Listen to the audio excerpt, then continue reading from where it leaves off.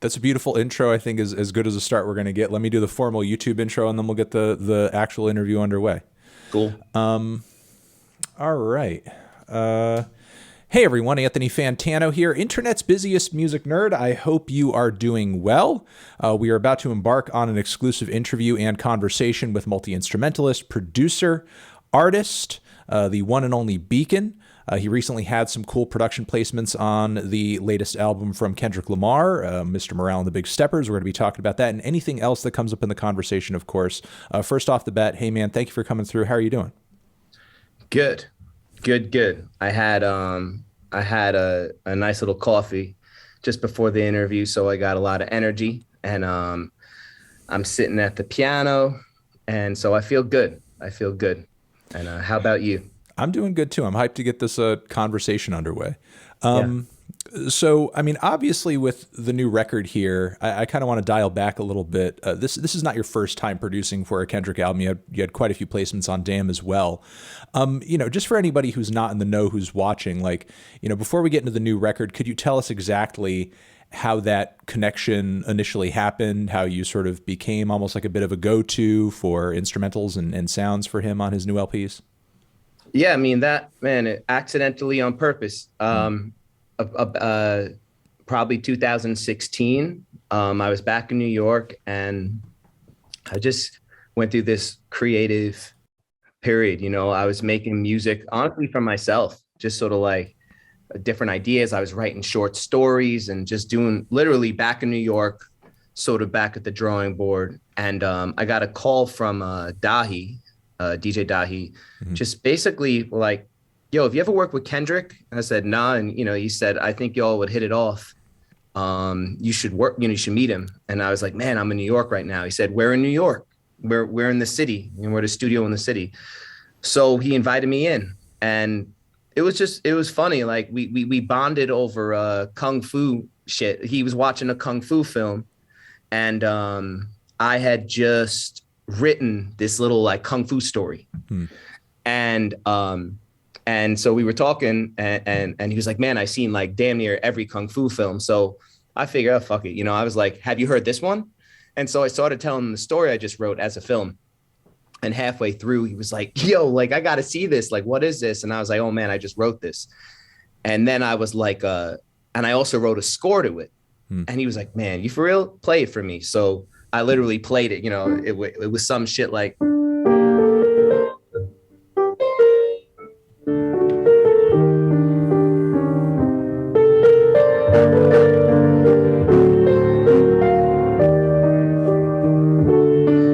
something like that. And I played him the score. It was all orchestrated and stuff. And it was funny. And it was just this, he was like, man, like, well, let's work. Let's do something. And so I think Dahi, Soundwave, a few other people were there in the studio, and we just started jamming. And we just hit it off musically, and that's literally how it began. And from there, he invited me to LA. He was like, yo, do you want to work with me more on this album? And that became, the Damn album. And, that's how it started. I'd always known of him. I was a fan years ago. I used to work with DJ Khalil, and Khalil introduced me to Dre. And when we would be over there, I think sometimes Kendrick would be maybe writing over there. And, I would maybe cross paths and never met him. And I even lived in the house at one point with a group of producers where Ricky and Axel, who did like early Kendrick stuff, produced by THC, they were working on early Kendrick. And so I'd come home sometime and like hear these Kendrick beats before it became Kendrick beats. So I always had this funny like 1 degree separation. So, it finally happened.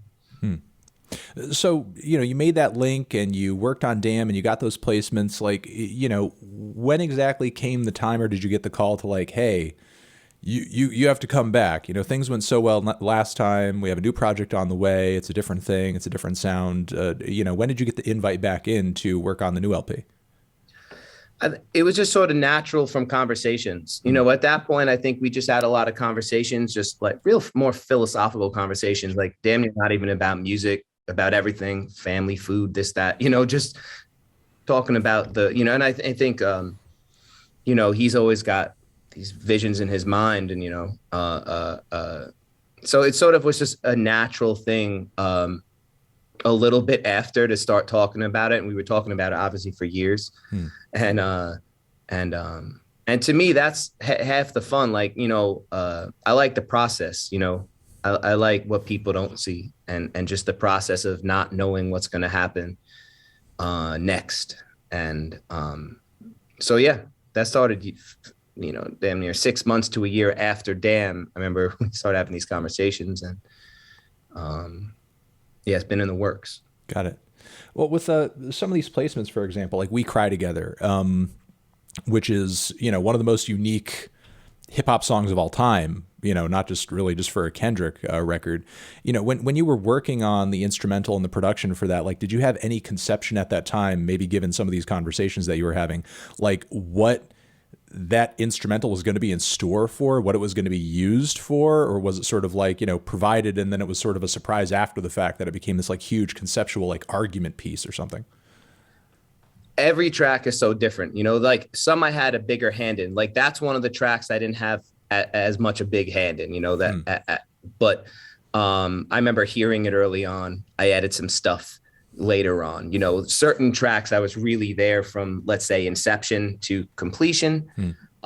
Sometimes there's no one way, like Right. every song is so different. And that's one, it's incredible what they did. But yeah, that's one I didn't have like a heavy hand in.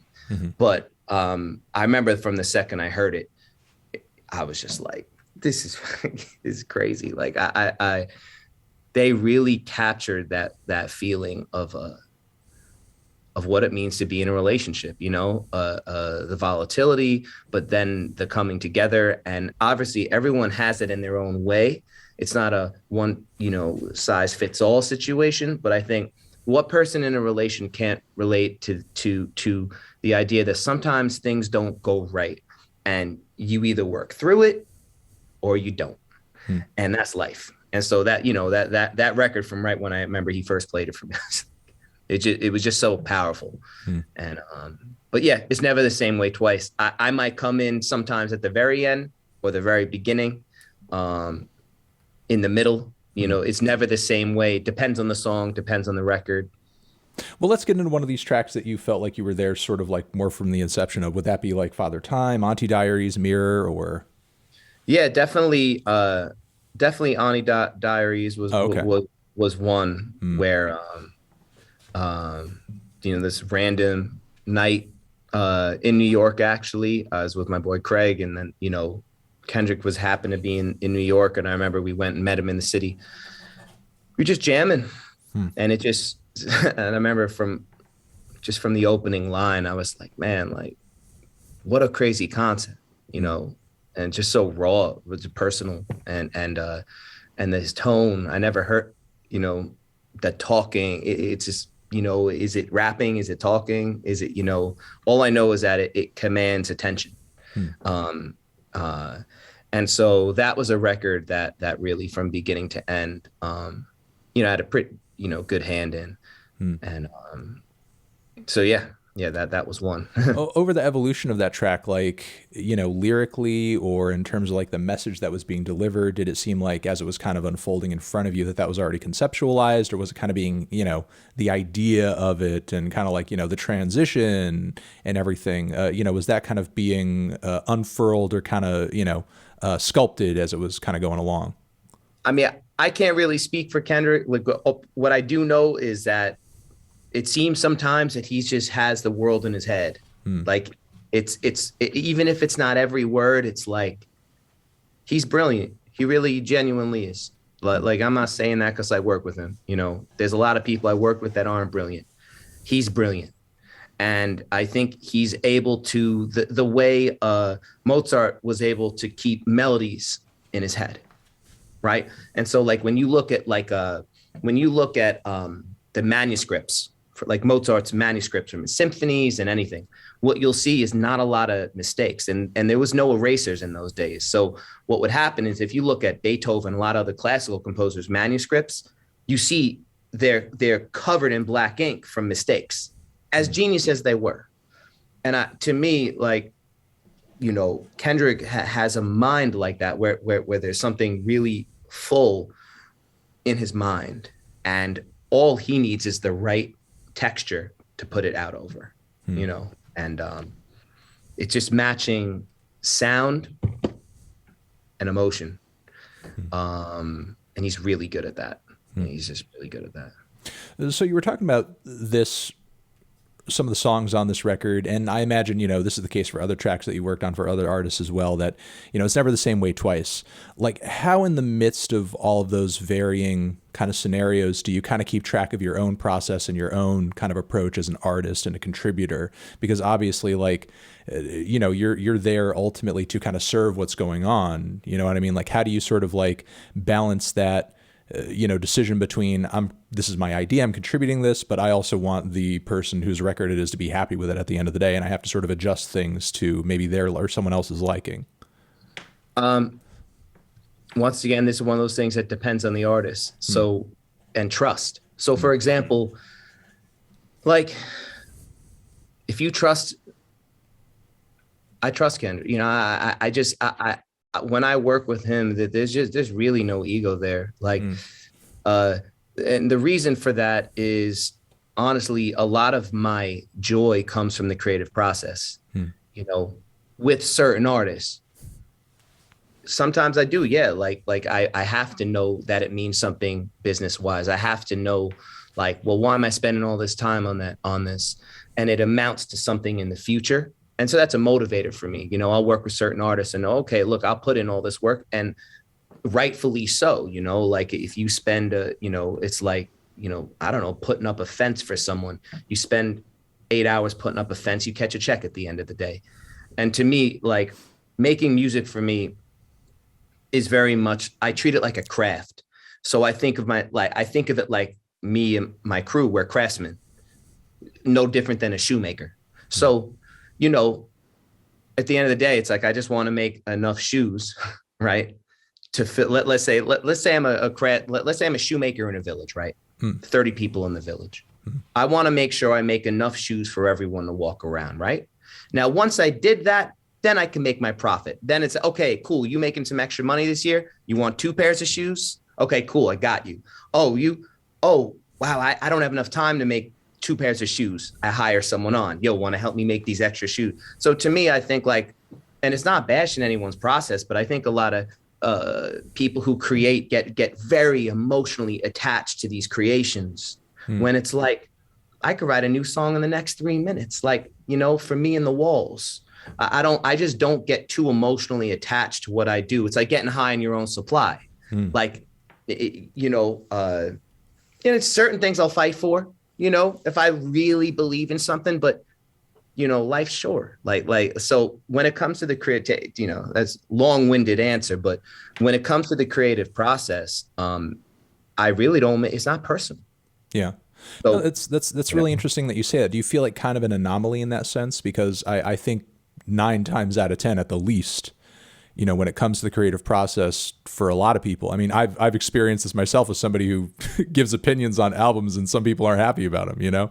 There is that kind of severe emotional attachment to it. To what do you attribute for your own self the ability to be able to, you know, okay, I've created this, but I'm not going to invest everything about me into it. I have other things to do too. You know, how are you able to kind of just look at it so functionally?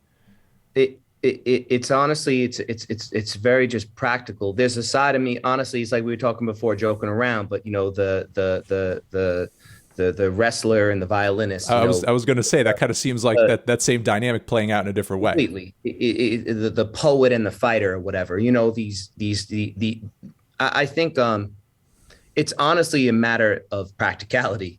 Right. When it comes to creating, I'll give you an example, right?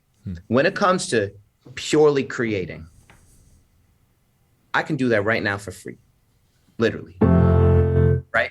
That costs me nothing but time, right? And so all of a sudden, because I always think in terms of the piano, because it makes sense to me, you know? The piano always just made sense to me. So I'll give you an example.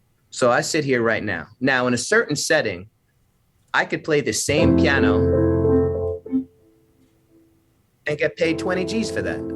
Just for that little thing I just did. But right now, it's going to be for you, me, and the walls, right?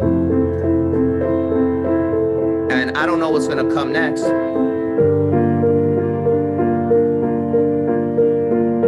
Does it matter?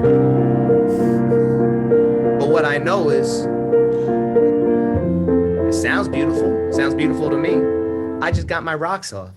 I got goosebumps. You get what I'm saying? I feel better for doing that. So I think sometimes, like, you know, and it's a little corny, but it is what it is. It's like gratefulness, thankful. Look, I'm thankful to be a creator. I'm thankful that when I get angry, when I'm upset, when I'm sad, when I've had loss in my life, when I've had love in my life and everything in between, I've had music as an outlet. A lot of people don't have that. A lot of people get angry and they punch a wall, right? A lot of people get angry and they got to do drugs or do some other shit. And I've been there, you know, but once I realized, like, I have music as this tool, as this outlet, dude, how can I go back? Like, when I'm having a bad day, I sit here and dude, I'm better. It's like having a fucking piece of pizza, you know? It's like, you know, without the calories. And so anyway, I have to, how do I know that for myself and not bring it into my process, right? So that's how, dude, I there's always another song. The second you don't believe you can make another song, you're in trouble. So don't be connected. Be emotionally involved when it counts. In that beginning phase, put all your energy into it, get it as good, but then move on. Like when Mr. Morale came, I was so excited. I was like, man, I was so happy for Kendrick. I was like, damn, you know, he got this out. He got this off his chest. Then the next day, back to what's next? And it's just my way of creating. And I'm not saying people should or shouldn't do it. It works for me. And I could tell you it helps me sleep at night. It helps me be more creative because I'm not bound to what I did yesterday. Did it kind of take you a while to get to this mindset? Because, you know, a bulk of the work that you've done over the years has occurred over the past decade. And early on, I mean, you did get some really big and impressive placements from the likes of Dre and Drake. The list goes on. You know, with some of those early and big placements that you were getting, you know, was there a little emotional investment there? Was it kind of hard with some of those first big opportunities, just like putting your all into it and getting, you know, kind of sucked into it in a way? Oh, dude, I was when I got to LA, I was a very different person, you know, way more ego driven for sure, man. I was like, was this like the late 2000s? This was 2000. Let me think. I met DJ Khalil, cause he put me on. DJ Khalil. He was my mentor. Got it. You know, I wouldn't be doing this shit right now, everything I'm doing, if it wasn't for him. He showed me the way. And, I met him, let's see, we worked on Recovery for Eminem. That was 2010. So I probably met him 2 years before that. And, you know, I can credit a lot to him. He just a humble, hardworking, like he was the first person to say to me, because when I got out here, I met a lot of producers and I didn't know what I want. You know, I was like, oh, I want to be an artist. I want to do this. I want to do this. And when I met him, all I know is that this guy lived in the studio. I never saw more hardworking. Any of the other producers I saw, artists, musicians, anybody, I never seen someone work like him. So when I saw that and how humble he was, you know, he had all these connections, all these relationships. He already had some dope placements, and yet he just showed up to work. He got a Grammy on a Friday or whatever, and he was back to work on a Monday. You know, or fuck that, not at the Grammys, working that night, making more music. What an incredible lesson for me. That at first I had to learn. I was way more invested. Like here too. I remember when he hit me up and he was like, bro, like Eminem recorded to 9 of our beats. I was just like, I mean, you couldn't tell me shit for the next week. You know what I mean? I was like, oh, I'm the man. I'm the fucking man. But I'll tell you this, I got that publishing deal, ran out of that money, went right back to the couch, humbly. I was like, damn, man, okay, let me do this different this time. Let me be a little better next time. Let me, and I was happy to get it, be able to help my friends, family. I was throwing everyone money, and I'm happy to I'll do it again. For people I love, I'll go broke. But I will say that who I am now, I mean, that took years, lots of loss. Like, I'm willing to take a lot of L's, like, because, it's like the way Kobe Bryant played, right? One of the greatest players to ever live, but that dude was not afraid of taking shots and missing because he knew he would get up and get the next shot. And I think, like, I try to apply that mentality to creating, like, so what if I take an L, right? I'm still breathing at, and if I'm not, I don't know it. So it's all good, but yeah, it took me years to learn that mentality. I had great people in my life, mentors, and then a lot of people I looked up to musically that I didn't want to be like. And that teaches you also, As comfortable as you are to get into that, what are some of those other names, outside of Khalil that, producer wise were kind of inspiring you as well, on your journey? I mean, man, you got to, as far as studying, I mean, I studied like George Martin, he's incredible. And of course, Quincy, and you just pick up little things from study, like I know the thing about Quincy, his whole thing was like, be more prepared than anyone. Because that's the same thing. Like they say, it doesn't matter how much talent you have. There's certain things you can control. You know what I mean? Like, how much work you put in, things like being on time, this and that. So I think there's just certain things I picked up, like studying George Martin. What that taught me is the combination of taking rawness, right? These raw artists, and then adding classical for one. And then two, allowing a hyper creative process to happen that allowed music to go from, let's be real, just sort of like rock and roll, and they were listening to a lot of, Black artists in America. And they were sort of recreating that leading up to Sgt. Pepper's, which is just their own thing. They created their own world. Right. And so just studying people like that, George Martin, Quincy, Rick Rubin for his versatility, to just what it's insane. Like to go from the genres that he's done to Kanye, man, like I don't think make music because when I first saw a drum machine, a drum machine, it was right when Kanye sort of was like becoming Kanye around that time. And dude, that changed everything because he had this sense of song and production. And I just never saw it like that. And then the music he was sampling, like who thought to sample? Like, it was brilliant to me. And so these aren't producers I ever worked with. These are just people that I look up to. Right.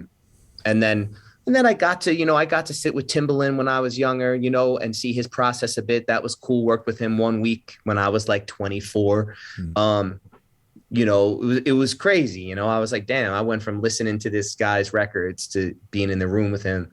And of course, Dre, I got to work with Dre some. And I think something so incredible that I picked up from him was, I remember he would have a room full of 10 people making music. And his ability to pick out the right thing out of this, out of just like noise, and him being like, yo, that melody, that piece, pick that. It like being a conductor, And so that's something. And then another thing I remember I picked up from him, a bit of a philosophy, was I remember there was this thing, we were having this conversation, and he said something to the extent of like, man, you might ask for $20 from someone and they might not give it to you. You'd be like, why do you need $20? He said, you ask the universe for anything. I could go to the window and say, universe, I want any. For me, that meant something, the idea like, you can ask for anything, but then if you match that with your work, it could become a reality. But I could go on and on. And there's so many people that influence me, like in one way, and Khalil, obviously, just his work ethic and just how ahead he was. Oh, I was going to ask, are you mid 30s like myself? Yeah, 84. So I'm Okay, yeah, we're the same age. So when you were growing up, or in your teen years and your college years, like what was a lot of stuff that you were just digesting as a music fan, just like kind of coming up listening to? so you're gonna laugh, man. I didn't really listen to pop music until I was 14. Hmm. So I just didn't. Growing up, I grew up listening. I started playing the violin when I was about 4 years old. Right. I wanted to be a violinist, Hmm. and I hurt my arm. I was about 18, and so I went to college for about 2 months. I got into like a music school. I hurt my arm and dropped out, and that was that for me. Wow. Um, but from 0 to 14, and I'll tell you everything there is about Bach and Tchaikovsky and on and on and on. And me and my dad, like when I was about 4 or 5 years old, I started playing the violin. It was my little hustle to stay up at night, right? All of my older brother and sister would go to bed, and I'd be like, I want to practice the violin. And most 5-year-olds don't ask that. So my Right. dad would stay up with me, and we would play two-part Bach inventions. You know, he would play it on the trombone, he played jazz, and I play in the violin. And it's just one of my earliest memories of music, and and so I wanted to be a violinist. And then when that didn't happen, you know, I didn't know I'd ever make music again, Hmm. you know. But when I was 14, I was in the locker room, right? And I seen this kid put on headphones, and I saw his face scrunch up. I never seen this before. And I was like, yo, what are you listening to? He was like, yo, this is rapper Eminem, Hmm. right? And he put it on my ears. My name is, I was like, what the fuck is, bro? Like, you gotta understand, going from like classical music, Right. To I Eminem. might have known a few, like there was a few songs I knew, like where I might have known some random big song, Stand By Me. Maybe I knew, Tears and some Eric Clapton. Like there was a few things I might have heard, but dude, brand new high school, in the locker room, heard that shit. And little did I know that like I would become part of that one day. Right. And then I'll never forget, I went to a pool hall, right? Just some old friends of mine, really drunk in the pool hall. And then the I don't know if I can play, if you can sue You can some play shit. whatever. No, you play whatever. Oh, I heard that shit, Yeah. and I was like, what the fuck is this? And I just went home to the piano, and I was just playing it immediately, and even then I didn't know I'd be making beats, but there was something like to this music. So then I sort of started getting introduced to whatever was popular at the time. The bus in the morning would play a Z100, so whatever was on the pop station, Hmm. So I'd hear NSYNC and Backstreet Boys and whatever, And then I hurt my arm. I was 18, and dude, it was like a movie. I got in the wrong car with the wrong kid, right? Got introduced to an entire different life that I'm not going to really go into, Hmm. but went down not a great road, right? And in the midst of that, I met a kid who made beats, Hmm. and I followed him to the studio, and that's how I got introduced to like the creation of music. And he had so that's sort of, I had a weird, it was honestly classical from up until 14. And then from 14, I got introduced to like whatever was popular. And then at about 18, I saw my first drum machine. And that's where the dream began. Like little by little, I was like, wait a second, like, what is this thing? Hmm. And then I never stopped. It's I think I and just about everybody in chat can observe from the conversation so far that you're just so forthright and clear-headed and focused and just kind of like, open about everything that you're saying. It's kind of funny, when I was doing research for this interview, I mean, a few articles that I had seen written about you had penned you as mysterious, where, again, I think you're pretty open for that description. Do you yourself see yourself as mysterious? You know what it is that I don't do this. I'll do this with everyday people in my life, mm-hmm. all the time. I'm just for many, many years, I was just really to myself. Mm-hmm.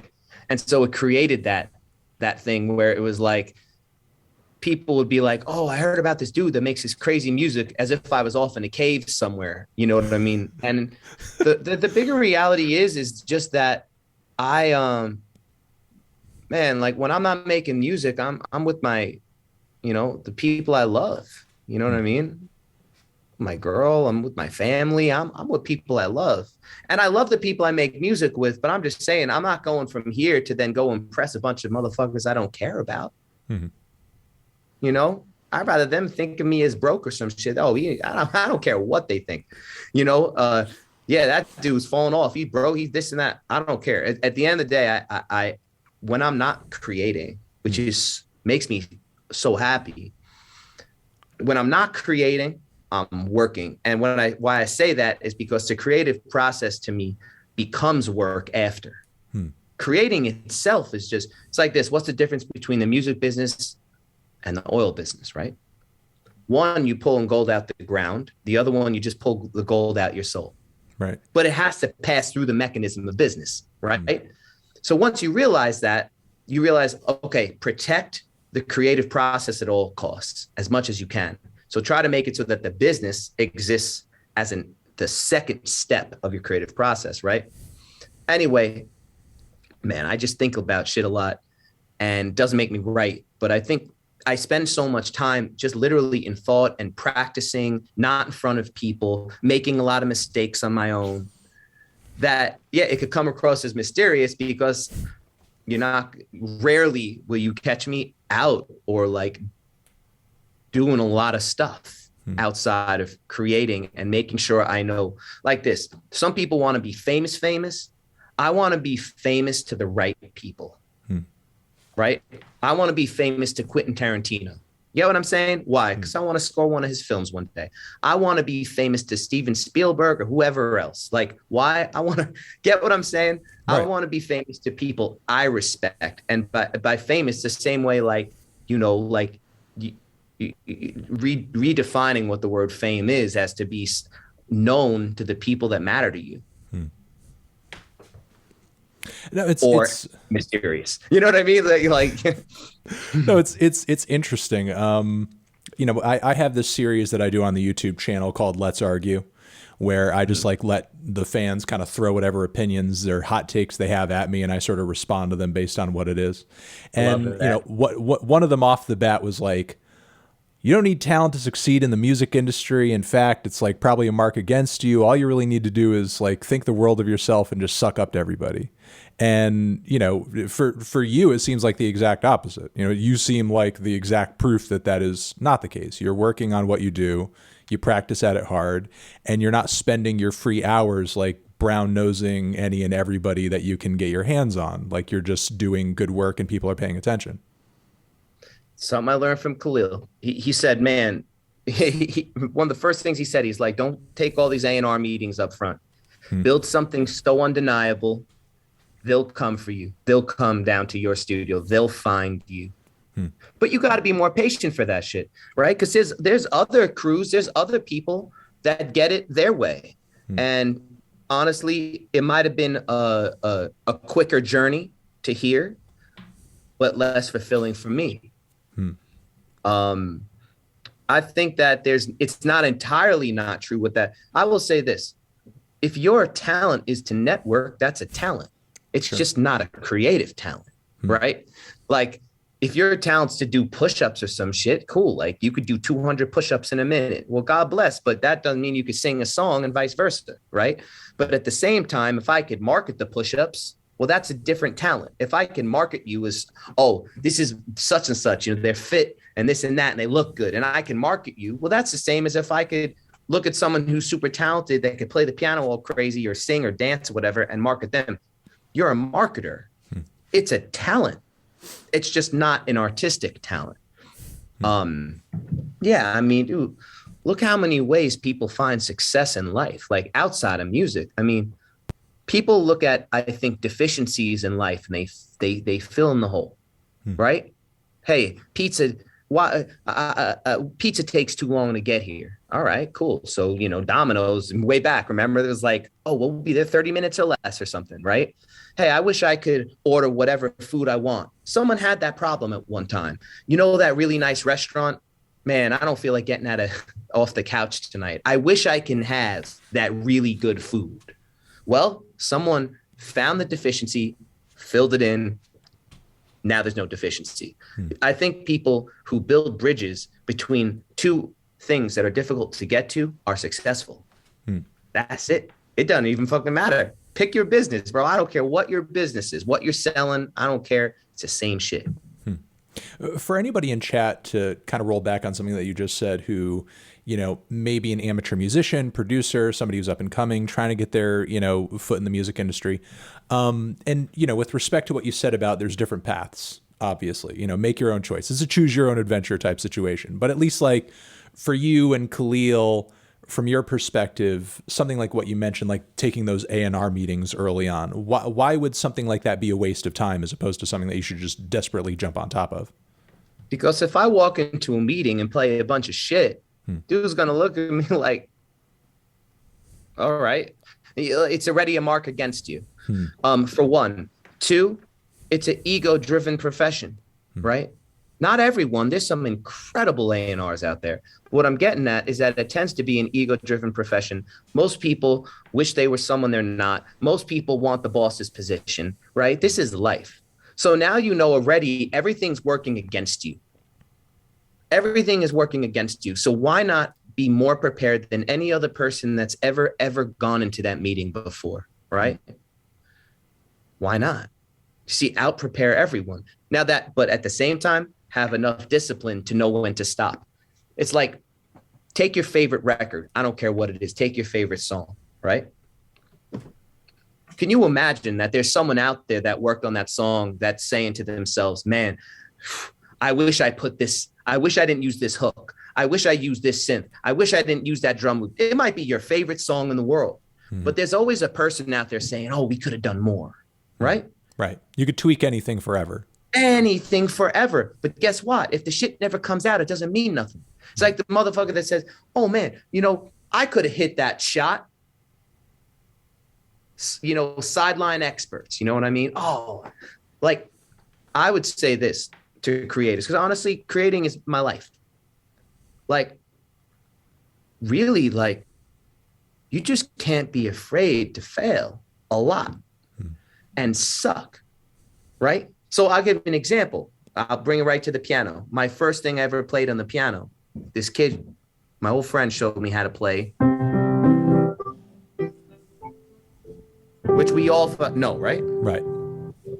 Now, if I went into a meeting and they were like, oh, no, I know this, dude. You know, I was there. I'm sitting there with Dre and he's like, yo, play some shit. And I go, I'm not getting the job, right? Right.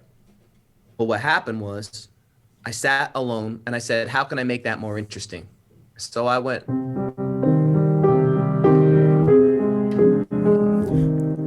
And then I said, yo, how can I make that even more interesting? And then I just kept going.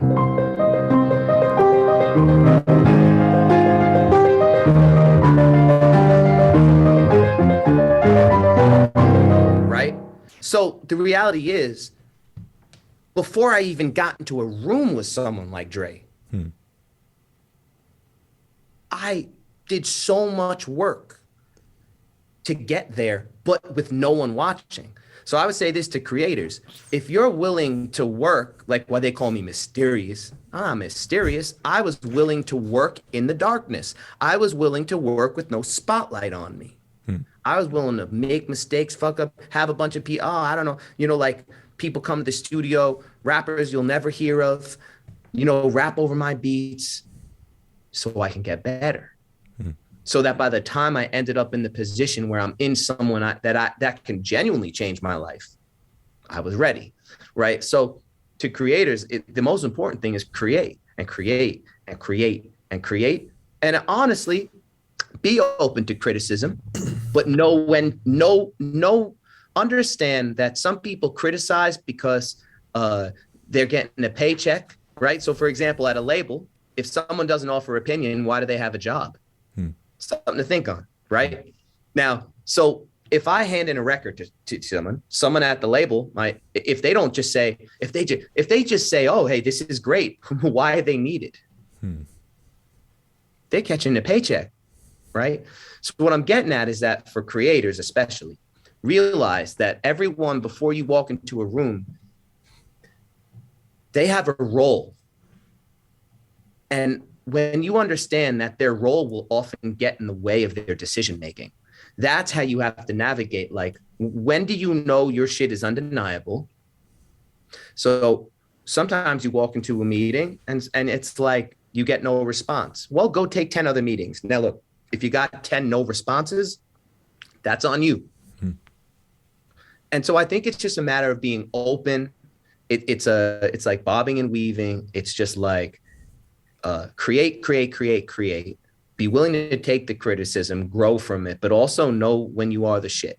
And you got to navigate.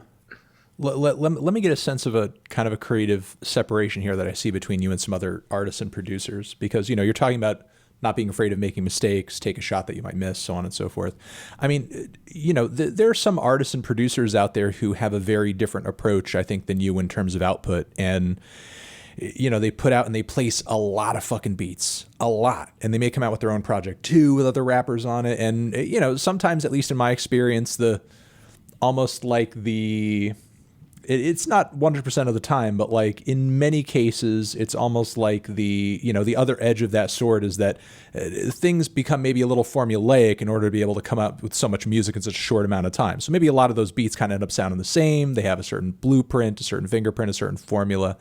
I guess what I want to ask you is, you're talking about making these mistakes or taking shots that you may miss. Like, what are these shots in your opinion? Because when I look at the catalog that you've put out over the years in terms of the placements that you've got, the collaborations that you've done, it seems like you've been very choosy about like who you work with and, like what you actually get placement on. It's not like it's dozens and dozens and dozens of beats that we're seeing on records every year. You know what I mean? It sort of seems like a careful handful of, collaborations with a couple of people here and there. I think part of that is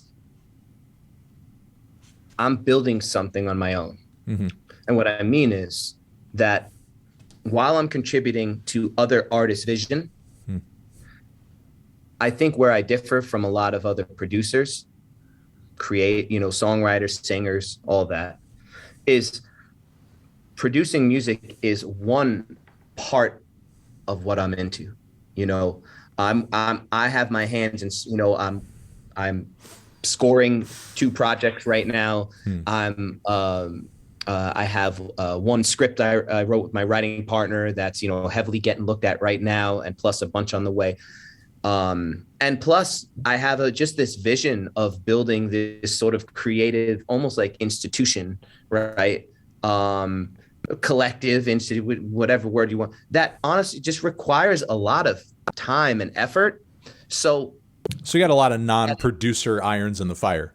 Completely. So, trust me, if I wanted to do the run around to every producer, and I'm not bashing it, it's their way. Yeah. But like, you clearly, I can play these instruments, right? So, clearly, if I want,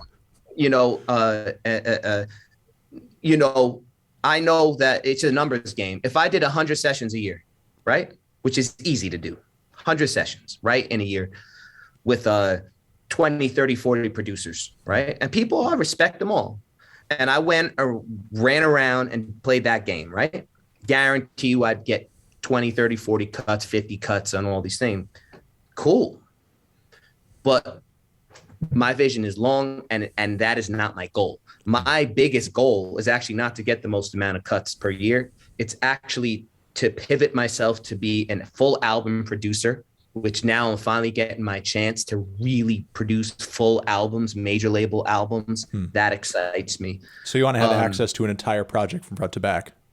Front to back, old fashioned, George Martin, Quincy, that world. And I don't care. There's less of that goes on, but I'm a patient dude. Right. So I find a lot of what I've done in the last few years has been to position myself to be able to do that. It takes trust. It takes, a bunch of connections and trust. Well, how's it come? Why should someone trust you? Well, because you did it before. But then sometimes someone has to give you that next shot so I think that's part of that. That's why I'm not running around doing 100, 200 sessions with a lot of people. I have a crew. We trust each other. We work with each other. And we're working towards this vision together. And that's why. Trust me, as a business, I gamed it out years ago and saw how to do the other thing. And honestly, what do? You show up, you want a sample? Cool.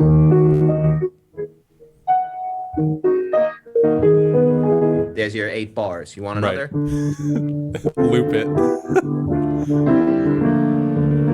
Motherfuckers can sample this shit right now.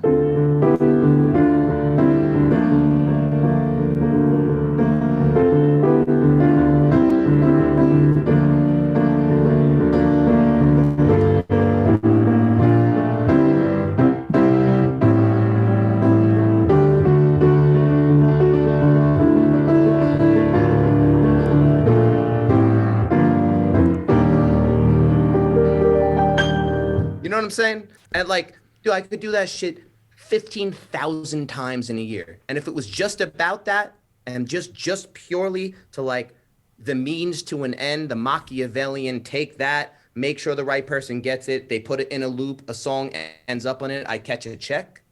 If that was my end goal, mark my word, I would do that. It's not my goal. I got bigger goals for myself that are very different. Producing full albums, scoring films, writing films, on and on, building a team that is so self-sustainable that little by little we position ourselves to do whatever projects we want. And that's just my way, right? That's just my way. I'm not saying it's the better way. It's taken years, and I got to work harder for certain things because I play that game a little less. But I could tell you this, man, I sleep well at night, and I have so much fun creating. I genuinely enjoy this shit. Well, look, man, this has been a great conversation and interview. Super insightful. I've lost track of the time a couple times. The way you've opened up and explained things has been great.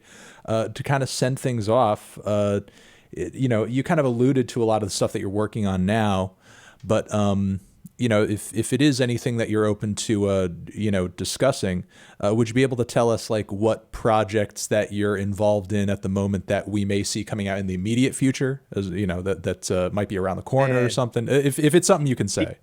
Bro, how about this? I would love when these, these films and the shows I'm working on come out, they're in process. I'm working on them. This is my first time honestly getting the shot to score big films, big shows. And I don't believe in luck. So it's not a matter of jinxing. It's just, I'm early in that process in my career. So I feel like I would love to reconvene. And when these things are out, I would love to talk about that shit. Cause it's exciting.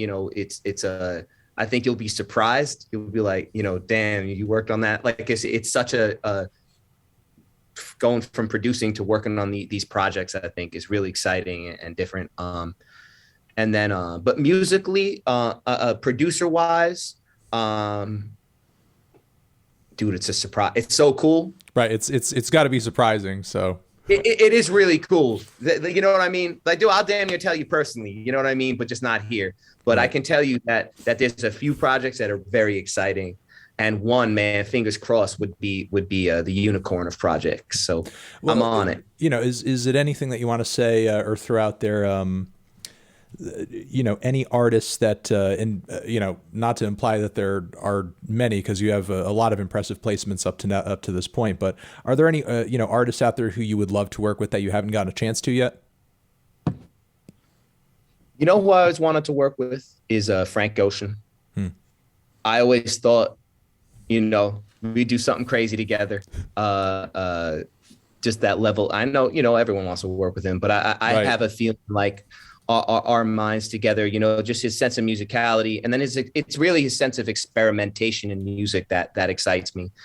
Always wanted to work with him. Andre 3000, that's definitely, Yeah, bring that man out of retirement, please. dude, uh, I'll do everything in my power, but, Yeah. and then there's some, man, I fuck some of the new rappers I fuck with, man, like Lil Baby, I think is incredible. The Baby, I love both of them. Uh, there's a few other Kodak Black. I like Cardi B. That there's some art. There's definitely some artists that like. When their music comes on, it's just I'm captivated by whether it's the performance or the energy or just something. Yeah, not many. I mean, those are a few. Adele. Hmm. Oh, okay. I always thought, sitting down and just, I always had these ideas in my mind of like a direction to go with her that I thought would be unique. But other than that, man, films, these days, the directors are what's getting me, Wes Anderson, Quentin Tarantino, I want to score Star Wars, so, Okay. but all in good time though. Yeah. Well, I mean, you're obviously driven enough to. I think you have as good a chance as probably a better chance than most people. So fingers crossed for you. Thank you. I know you don't believe in luck, but I'll hold them here for you. Yeah.